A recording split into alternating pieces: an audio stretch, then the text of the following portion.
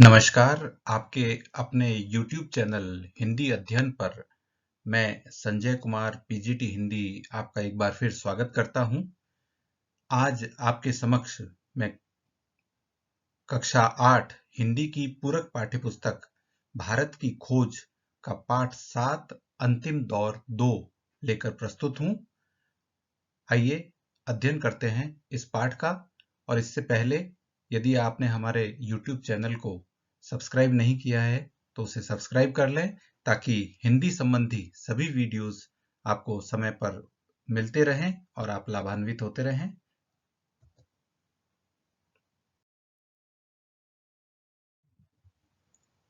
सबसे पहले चर्चा करते हैं पाठ के प्रमुख बिंदुओं का। इस पाठ में राष्ट्रीयता बनाम साम्राज्यवाद पर चर्चा की गई है।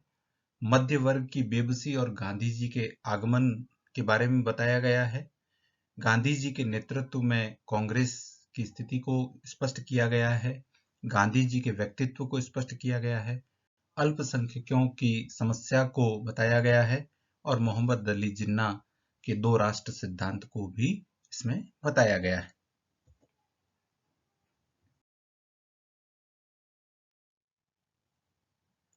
सबसे पहले राष्ट्रीयता बनाम साम्राज्यवाद। जब पहला विश्व युद्ध आरंभ हुआ उस समय राजनीति उतार पर थी। इसका कारण था कांग्रेस का दो दलों में विभाजित होना। पहला दल था गरम दल और दूसरा दल था नरम दल। और इसके साथ ही युद्ध काल में लागू किए गए बहुत से नियम और प्रतिबंध थे। इन सब कारणों से राजनीति में उतार की स्थिति थी।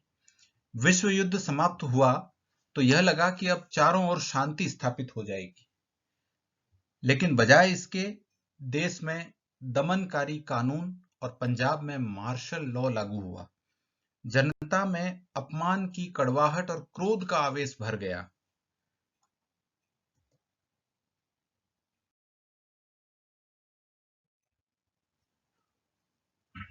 मध्य वर्ग की बेबसी और गांधी जी का आगमन। अभी हमने अध्ययन किया कि साम्राज्यवाद बनाम राष्ट्रवाद किस तरह से जो है वो चला। जब हमारे देश के पौरुष को लगातार कुचला जा रहा था, साम्राज्यवाद द्वारा राष्ट्रवाद को कुचलने की कोशिश की जा रही थी, शोषण की प्रक्रिया से हमारी गरीबी बढ़ रही थी, हमारी जीवन शक्ति क्षीण हो रही थी, किसान वर्ग दब्बू और भयभीत था, कारखाने के मजदूरों की स्थिति भी बेहतर नहीं थी। मध्य वर्ग और बुद्धिजीवी लोग इस अंधकार में आकाशदीप हो सकते थे, खुद इस सर्वव्यापी उदासी में डूब गए। मतलब कि जो दूसरों को रास्ता दिखाने वाले मध्य वर्ग और बुद्धिजीवी लोग थे, वही उदास और निराशा की स्थिति में आ गए। तब ऐसे समय में गांधी जी का आगमन हुआ। ताजा हवा के झोंके की तरह आए गांधी जी और हमें गहरी सांस लेने के योग्य बनाया। गांधी जी भारत की करोड़ों की आबादी के बीच से निकल कर आए थे। जब गांधी जी का आगमन हुआ उस समय चारों ओर व्यापक दमनकारी दमघोटू भय फैल गया था। सेना का भय, पुलिस का भय, दूर दूर तक फैले खुफिया विभाग का भय, अफसरों व जमींदारों के कारिंदों का भय, साहूकारों का भय, भुखमरी का भय, जो हमेशा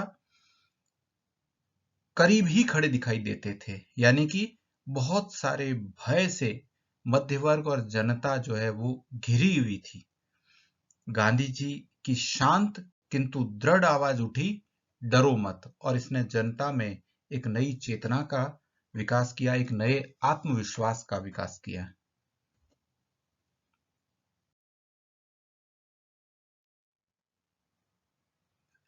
अब अध्ययन करते हैं गांधी जी के नेतृत्व में कांग्रेस। कांग्रेस में प्रवेश करते ही गांधी जी ने सबसे पहले उसके संविधान में परिवर्तन किया। उन्होंने उसे एक लोकतांत्रिक और लोक संगठन बनाया। अब उसमें किसानों को भी प्रवेश दिया गया। इसके साथ ही साथ औद्योगिक मजदूर भी उसमें बड़ी संख्या में शामिल हुए। इस संगठन का लक्ष्य और आधार था सक्रियता। ऐसी सक्रियता जिसका आधार शांतिपूर्ण पद्धति था, यानी कि सक्रिय हो लेकिन शांतिपूर्ण हो। कांग्रेस की सक्रियता का आह्वान दोहरा था। जिसमें एक तरफ विदेशी शासन को चुनौती देना था और उनका मुकाबला करना था, वहीं दूसरी तरफ अपने खुद की सामाजिक बुराइयों के विरुद्ध लड़ने की सक्रियता थी। यानी एक और हमें ब्रिटिश शासन से, विदेशी शासन से लड़ना था, वहीं दूसरी ओर अपनी सामाजिक बुराइयों को जीतना था। कांग्रेस का मुख्य आधार था राष्ट्रीय एकता, जिसमें अल्पसंख्यकों की समस्या को हल करना और दलित जातियों को ऊपर उठाने के साथ छुआछूत के अभिशाप को खत्म करना एक बहुत बड़ी जिम्मेदारी थी।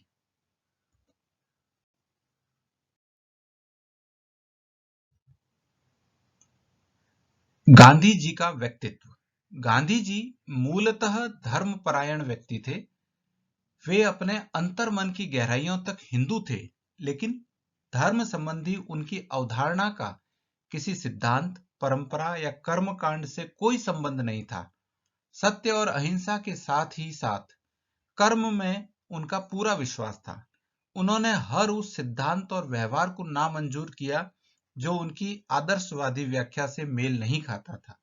वह सबसे ऊपर नैतिक नियमों को मानते थे, वह भी उस रूप में जिस रूप में उन्होंने खुद उन्हें समझा था। भारत की जनता को साथ में लेकर चलने वाले वे व्यक्ति थे।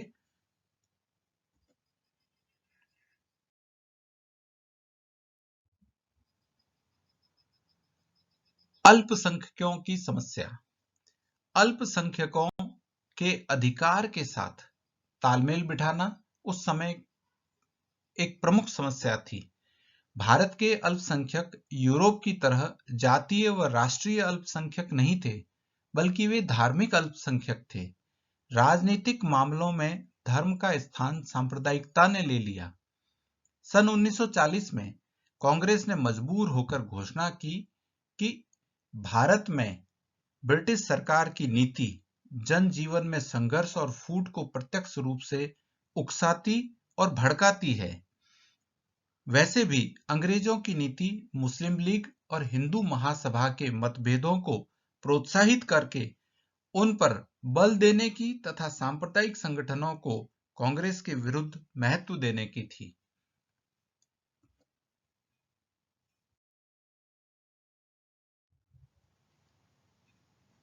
इस पाठ में पंडित जवाहरलाल नेहरू ने मोहम्मद अली जिन्ना की चर्चा भी की है। मोहम्मद अली जिन्ना की मांग का आधार एक नया सिद्धांत था और वह सिद्धांत था दो राष्ट्र सिद्धांत। उन्होंने माना कि भारत में दो राष्ट्र हैं, हिंदू और मुसलमान, और उसका नतीजा यह हुआ कि भारत का विभाजन हो गया और पाकिस्तान नामक राष्ट्र का उदय हुआ।